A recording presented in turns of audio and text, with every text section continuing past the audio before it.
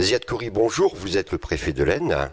Alors le Premier ministre Édouard Philippe a présenté la phase 2 du déconfinement et a fait un certain nombre d'annonces ce jeudi 28 mai.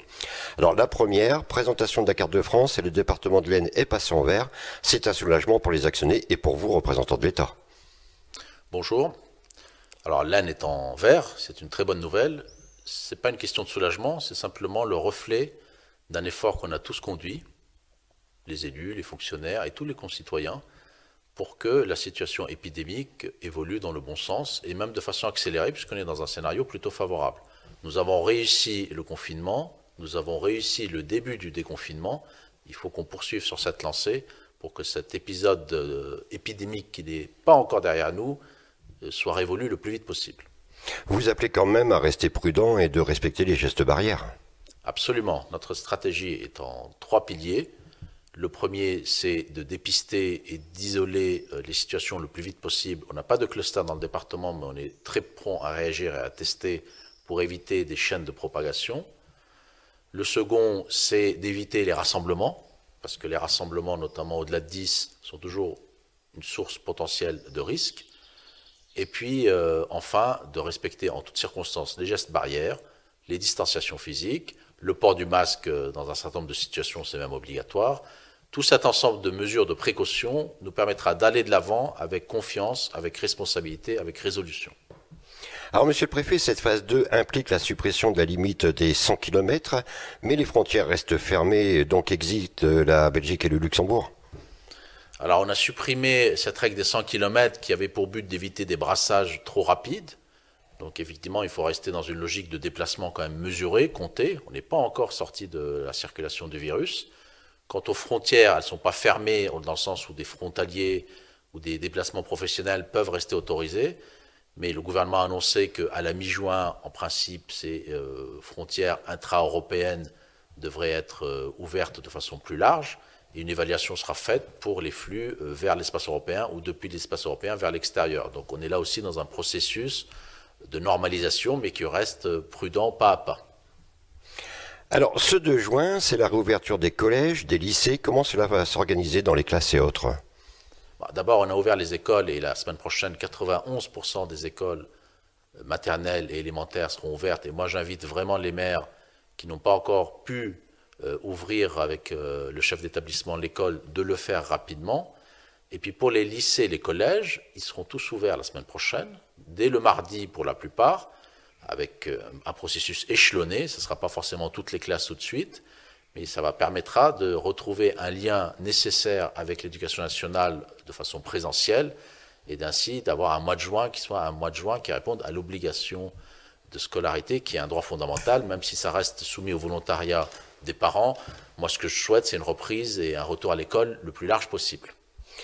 Et il y a aussi, et il faut le rappeler, l'annulation de l'oral du bac français. Alors, il y a un certain nombre de mesures qui n'ont pas pu effectivement être menées à bien.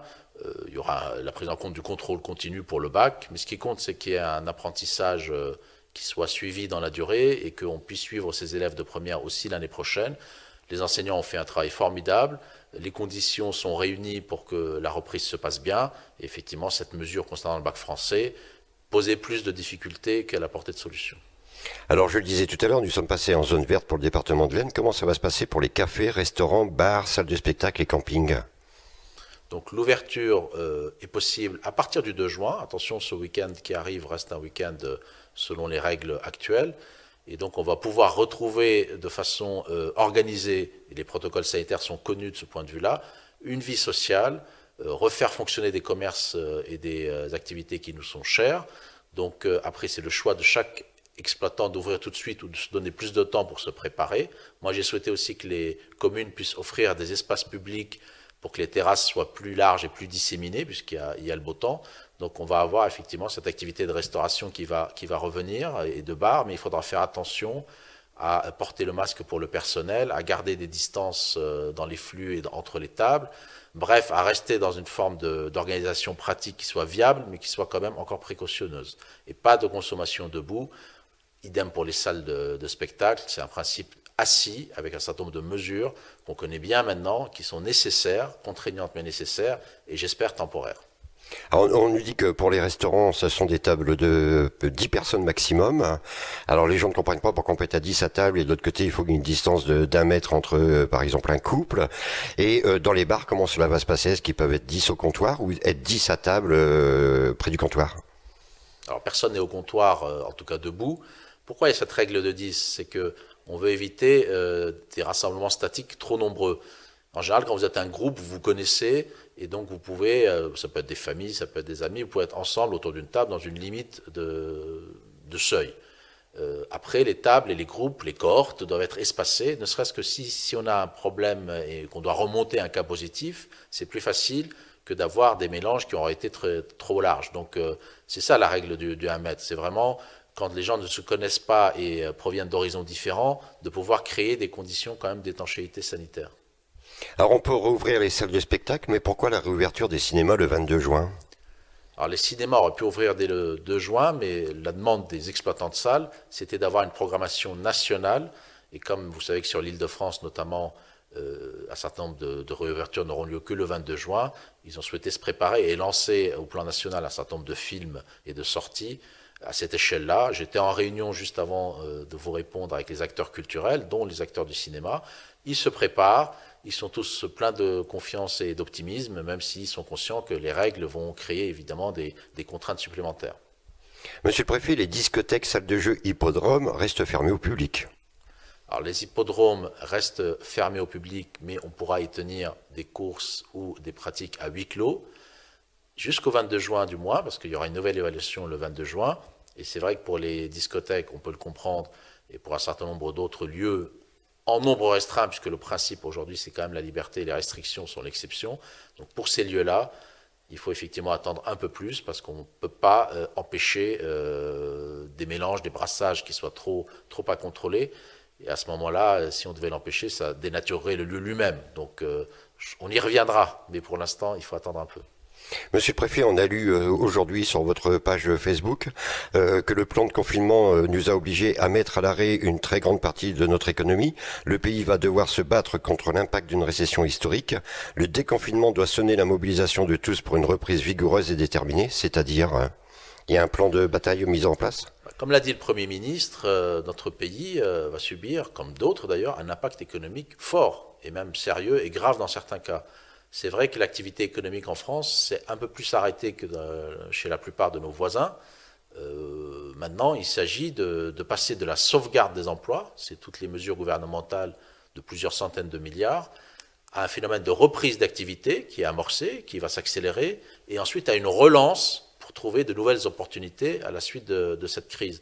Donc c'est ce travail-là qu'il faut faire et qui est fait. Moi, j'ai réuni tous les secteurs et je vois régulièrement les chefs d'entreprise, les représentants de salariés, et tout le monde a envie de cette reprise économique parce qu'on a des atouts à faire valoir, on a un tissu économique de PME, d'entreprises plus importantes, et je crois que l'enjeu maintenant, ça va être à la fois de solder l'épisode épidémique en étant encore très attentif dans les prochaines semaines, mais en même temps d'avoir une volonté résolue de reprendre économiquement à la fois le travail et puis aussi des projets d'investissement, et nous serons là pour les accompagner avec les collectivités locales.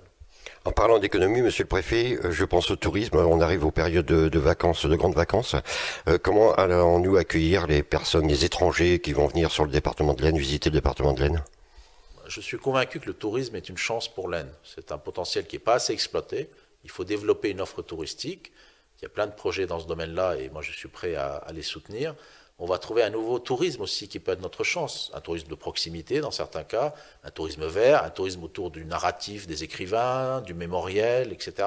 Donc on a des choses à faire valoir. L'Aisne est un beau département et je pense que déjà si on arrivait à attirer plus de touristes français, notamment cet été où il y aura moins de déplacements à l'étranger, ça peut être une occasion. Et puis ensuite, le public, notamment européen, pourra venir. Je pense au Benelux, je pense à nos voisins de façon plus large. Et on a plein de choses à leur montrer et on se prépare à les accueillir. Mais c'est vrai que la saison touristique sera un peu atypique cette année. Ma dernière question, monsieur le préfet. L'application Stop Covid est disponible. Comment ça fonctionne? Et beaucoup de personnes se posent la question sur leur déplacement, leur intimité. D'abord, ça fonctionne sur la base du volontariat. Donc c'est une application qu'il faut télécharger, qui sera disponible à partir de lundi, et qui vous permettra, si vous activez la fonction Bluetooth, d'être alertés de façon sécurisée, anonyme. Il y a beaucoup de gens qui sont penchés techniquement sur le sujet. Hein. C'est pas les GAFA qui s'en occupent. C'est vraiment un mécanisme qui est bien bordé avec la CNIL qui l'a surveillé. Et donc, ça vous permet d'être alerté si une personne est positive du fait que vous avez pu croiser dans des conditions de durée et de proximité cette personne, et du coup de pouvoir prendre des dispositions pour vous faire tester vous-même. Et finalement, c'est ce que j'expliquais tout à l'heure, c'est un outil supplémentaire dans cette stratégie qui consiste à vouloir dépister et tester le plus rapidement possible pour que s'il y a des cas positifs, on puisse les remonter, et toujours dans des règles évidemment de volontariat et de protection de la vie privée, de veiller à ce qu'il y ait un isolement volontaire pendant une période donnée pour éviter cet effet démultiplicateur du virus qui nous a fait beaucoup de mal dans les semaines du pic épidémique. En conclusion, monsieur le préfet, le déconfinement, oui, mais pas n'importe comment. Le déconfinement, oui, il est en marche et il avance bien. Il faut avoir un message de confiance, mais aussi un message de responsabilité. C'est-à-dire que chacun a son rôle à jouer. C'est un devoir pour soi et pour les autres, et personne n'aurait envie de revenir en arrière. Nous sommes sur des tendances favorables. On peut être, oui, fier de ce que chacun a fait comme effort, dans l'Aisne en particulier, et je pense que si nous poursuivons sur cette tendance, les choses s'accéléreront et nous pourrons revenir vers une vie normale, entre guillemets, de plus en plus rapidement. Merci, monsieur le préfet. Merci à vous.